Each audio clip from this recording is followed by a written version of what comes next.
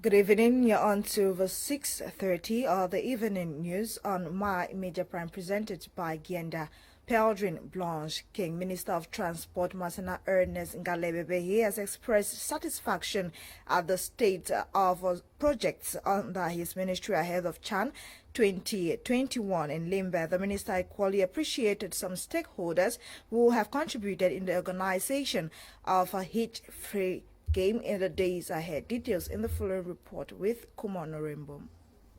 The Minister of Transport, Ernest Ngalebebe Masena, has expressed satisfaction on the state of projects under his ministry ahead of Chan 2021 in Limbe.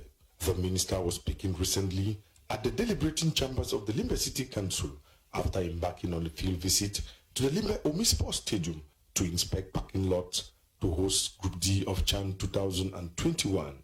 Minister Ernest Ngalebebe saluted the contribution of some major stakeholders and transport syndicates who have worked tirelessly to ensure a hitch-free Chan competition in Limbe and Boya. The minister used this opportunity to commend the contribution of bike riders in the transport sector who play a primordial role in the transportation of passengers from urban to areas which are inaccessible. He cautioned them to respect the highway code, wear their helmets, put on matriculation jackets as prescribed by their various councils, avoid narcotic drugs and alcohol, and above all, be in possession of a driver's license. Minister Ernest Ngalebebe Masena also prescribed personal hygiene and sanitation for drivers, respect of passengers, and proper technical state of their vehicles ahead of Chan. We came here to evaluate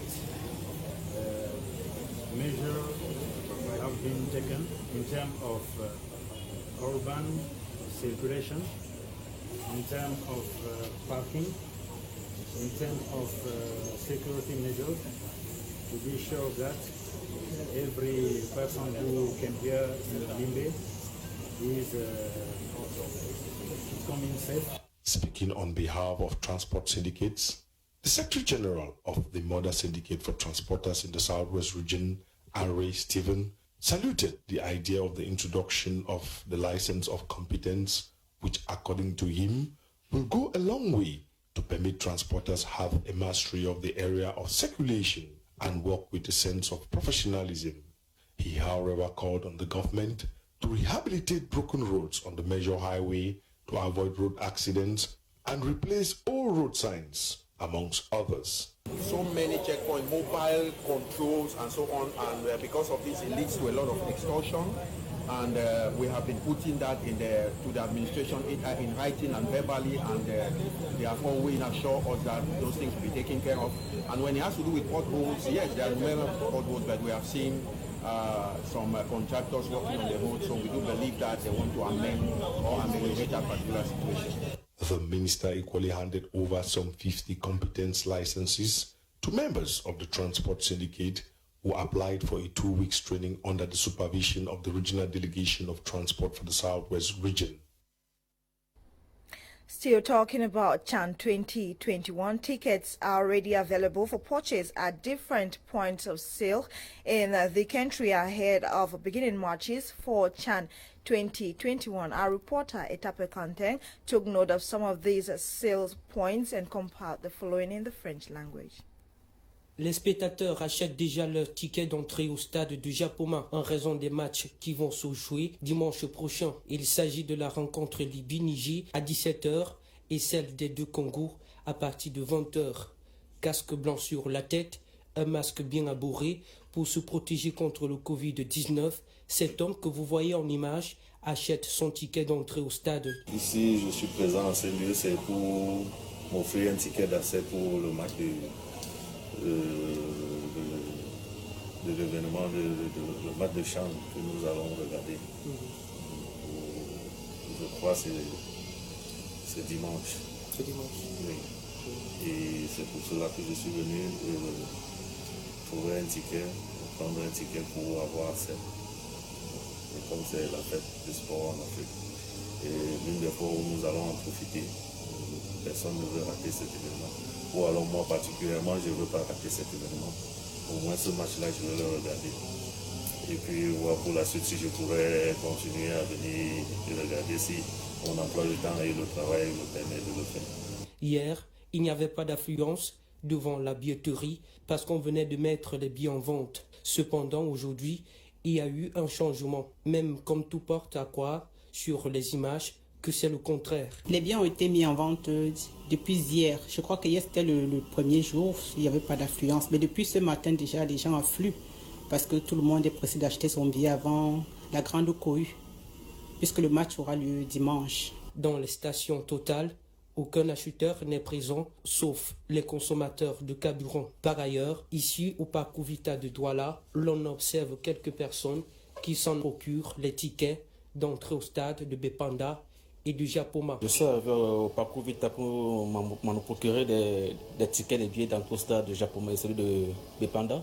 Toutefois, si les billets sont déjà en vente depuis hier, quelques personnes s'en intéressent. L'on attend le reste des jours avant dimanche pour voir s'il y aura de la vraie affluence pour éviter les courus. The lifeless body of a 33-year-old man whose name we got as Njubeng Eric Marshall has been discovered in the toilet at his apartment here in Douala at Makepe Misoke neighborhood. He was discovered with his hands and legs tied, showing signs of physical attack. The corpse was discovered this morning, and sources say family members are accusing the girlfriend of the deceased, who before now hired thugs to beat him up over misunderstandings, a claim which neighbors say is true. Away from that, Finance Minister Louis-Paul Motaze has launched the 2021 state's budget with a call on stakeholders to work towards an optimal realization of state projects. During his meeting in Bolova, it was revealed that the state budget stands at over 4 billion francs CFA. Darling Gonde has the rest of the story. The sum of 4,865.2 billion CFA francs is the amount slated for the 2021 state budget. Declared by the Minister of Finance, Louis-Paul Motaze, yesterday in Bolova, the state budget is expected to be used in fighting against the coronavirus pandemic to ameliorate the activities of agro-pastoral producers, as well as for the bills in organizing the upcoming CHAN and AFCON competitions, not leaving behind the construction of major roads and projects, and to foster decentralization in the country. Coming as a response to President Biya's vision to relaunch the economy of Cameroon despite the ongoing socio-political and health crisis rocking the nation, the budget is disclosed to be more than 200 billion higher than that of last year, and according to the minister, this is the reason why. How things are going to move as far as the pandemic is concerned, first of all, as far as the socio-economic crisis in the Northwest and Southwest is concerned. We are a little bit optimistic, but there are some preconditions. And this is why I gave them some instructions on how to be very cautious. The usage, which falls in line with organizing the upcoming AFCON and CHAN competitions, is also geared towards a 100 billion CFA fund, which has been reserved to fight the coronavirus pandemic, and then 50 billion will be used in supporting the agro-pastoral farmers. However, local developmental projects are not left out, as 16% of the budget will be allocated for that. Attending the launching ceremony were a cross-section of budgetary stakeholders who were joined through a series of presentations in the secular execution of the public investment budget, tax collection and custom duties, in a bid to ease their comprehension of the budgetary execution process, such that by the end of the year, the living conditions of the population can be improved. In the report that follows, our reporter in the East region, Jean Didier, talks about the adopted budget for 2021 and the realization of earmarked projects. Plus de 51 milliards de francs CFA sur les 4 865,2 milliards de francs attendus du budget national. Tel est le montant de l'enveloppe budgétaire pour le compte de l'exercice 2021 dans la région de l'Est. La cérémonie de lancement du budget, qui s'est tenue ce 12 janvier à la salle de conférence du lycée technique de Camo, a vu la participation des administrations publiques de l'Est, des maires ainsi que des membres de la société civile. C'est un sentiment de satisfaction au sortir du lancement du budget 2021 dans la région de l'Est. Au terme de tout ce qui a été dit, tous les exposés, nous sortons satisfaits de ce que l'État entend faire dans les communes, malgré les difficultés qui demeurent, qui ont été soulevées là-bas. Donc, nous sommes satisfaits de ce qui est fait aujourd'hui et pensons très sincèrement que la mise en œuvre de ce projet permettra à ce que les populations de la région de l'Est puissent s'épanouir merveilleusement. Le budget, axé prioritairement sur la construction des routes à Kokambatouri et Mbamamé-Samena, du barrage de Lompanga et son usine de pieds, ainsi que de l'électrification de 150 localités en zone rurale. Mais pour les opérateurs économiques de la région de l'Est, ce budget n'est pas satisfaisant, car il ne prend pas en compte les priorités de la région qui a reçu une faible dotation cette année. Dans l'ensemble, on ne peut pas dire que c'est satisfaisant parce que bon, ce qu'on attendait du budget en ce qui concerne notre région de l'Est par rapport à la décentralisation n'a pas été tout à fait au beau fixe. Puisque bon, la dotation de l'Est en ce qui concerne la décentralisation est très faible. Apparemment, tout semble toujours se gérer au niveau central. Et ça cause problème. C'est comme si on dirait que bon, peut-être les opérateurs économiques de la région de l'Est n'étaient pas en mesure d'affronter les marchés, les grands marchés, les gros marchés, j'allais dire. Et cette manière de voir les choses est désagréable pour nous qui payons les impôts, au même titre que ceux qui viennent nous arracher les marchés au niveau national, au niveau central. Vraiment, ça cause problème. Toutefois, il est à noter que 15% de cette dotation du budget national sera reversée vers les collectivités territoriales décentralisées en vue d'accélérer et rendre effective la décentralisation dont les acteurs sont désormais connus dans l'ensemble du territoire national. Stakeholders involved in the execution chain of the public investment budget for the Southwest region have been called to cut down public expenditures and derive alternative sources of income that will enable the Southwest region realize its 2021 priority projects that falls in line with the decentralization process. The call was made during the launching of the 2021 financial year for the region, presided over by Southwest Governor Bernard Okalia-Bilai. Clarice Ikowe reports. During this launching of the 2021 public investment budget for the Southwest region, it was disclosed that there has been an increase in the transfer credit for the region from 23 billion 988 million and some thousand francs CFA in 2020 as compared to 56 billion 333 million and some thousand francs CFA in 2021, thus representing a 98.41% increase in transfer credit for the region. According to the Southwest Governor Bernard Okalia-Bilai, these figures has some peculiarities given the challenges brought about by the regional election. The Southwest region, as a region and as a collectivity, they will have their own responsibility. They will have their own share of credit to run for local affairs. The state continue to function. Quite aware of the challenges of the 2020 financial year that was characterized by the COVID-19 pandemic, as well as the security problems in the Southwest region that made it difficult to access some project sites, these stakeholders involved in the execution of the public investment budget for the region were reminded on the need to limit public expenditure while devising alternative sources of income. This is all in a bid to enable the Southwest region realize its priority projects, which falls in line with the decentralization process. Centralization, like the governor said, adds to the challenges and the context in which the 2021 budget is going to be executed. You know, the state has many challenges. In 2020, we had the COVID, that's the context in which we are launching. We had COVID, we have infrastructural projects that are still going on, electricity projects and others. And these, you know, the putting in place of regional councils come to add to the challenges that the government has. Our message for launching is to get stakeholders to do what it takes to cut public expenditure, you know. It is worthy of note that the public investment budget for the 2021 financial year will be allocated to the execution of projects such as the renovation of roads leading to stadiums to Limbe that will host the Shan 2020, as well as the construction of a 350-seat modern amphitheater at Nasla to cite both these. The mayor of Fumban, Patricia Ndamjoya, expressed dissatisfaction yesterday during the installation ceremony of the new SDO for noon. According to the mayor, she was not shortlisted to deliver a speech during the ceremony and asked she considered disrespectful, thus interfering or disrupting the installation process. Audrey Zatsa explains. It was total consternation yesterday during the installation ceremony of the new Senior Divisional Officer of the Noon Department, Donatien, as the mayor of Fumban, Patricia Ndamjoya, interrupted the ceremony on the grounds that she has been denied the right to give a welcoming speech of a ceremony of that nature in her own municipality.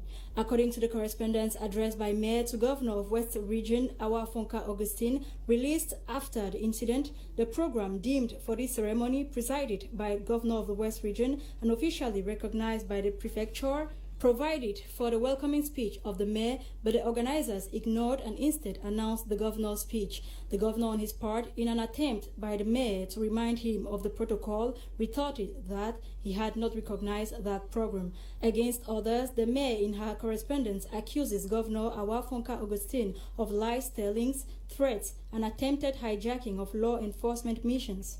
This incident comes a few weeks after Patricia Ndamjoya clashed with the Sultan of Fumban over the entrance gate, which she said had been built without her authorization and has threatened to demolish the structure to the bemusement of many. Head of communication at the Ministry of Defense has denied responsibility over the killings of civilians in Mautu, Moyoka Sub-Division. Colonel Atonfak Siriusej says what happened was a preventive raid against those he labeled terrorists. Fonquinta reports. A day after the gruesome murder of at least 8 civilians, including women and children, on January 3rd in Mautu, Muyuka Subdivision, southwest region of Cameroon, Communication Director at the Ministry of Defense, Atonfa Gemosiwu, said in an announcement says those who were killed in Mautu were armed individuals who opened fire on security elements. According to Colonel Atonfak, what happened in Mautu on Sunday, January 3, 2021, was a preventive raid orchestrated by forces of law and order against those he labeled terrorists, contrary to images of women and children recirculated on social media. He further says, based on information received from the population on Sunday, elements of the 21st Motorized Battalion carried out a preventive raid on positions of terrorist groups under the orders of so-called Spirito and Gabonese in the locality of Mautu. Colonel Atonfak adds that, as a result of the confrontation, some terrorists were neutralized, others who were injured escaped while weapons and ammunition were recovered. However, images and videos that went viral after the incident showed corpses as well as a woman injured on the leg and her child clinging onto her with an injured hand as both battled for survival. Mr. Atonfak, in his outing, described the images as hot-pot and gruesome in a bid to blame defense for a blind massacre perpetrated in Mautu, adding that investigations will be carried out to shed light on the gruesome images making rounds online. Nora Kakebi has details of what makes news in Africa. Local media reported this Wednesday, January 13th, that the Central African Republic's army exchanged fire with suspected rebel fighters at the northern entrance of Bangui. A coalition of armed rebel groups accused of an attempted coup after their offensive to disrupt last month's presidential elections have vowed to march to Bangui. According to sources close to the fighting areas, heavy and automatic gunfire was heard. Officials with the UN peacekeeping force said 2 army brigades were targeted, but the rebel forces were repelled. Central African Republic prosecutors have launched an investigation into former President Francois Bozize, whom the government accuses of plotting a coup with the help of armed rebels. Meanwhile, in Uganda, President Yoweri Museveni has reacted with defiance to international criticism of a government crackdown on the opposition and Facebook closing down the ruling party's accounts 2 days before presidential and parliamentary elections. He says Uganda's sovereignty must be respected.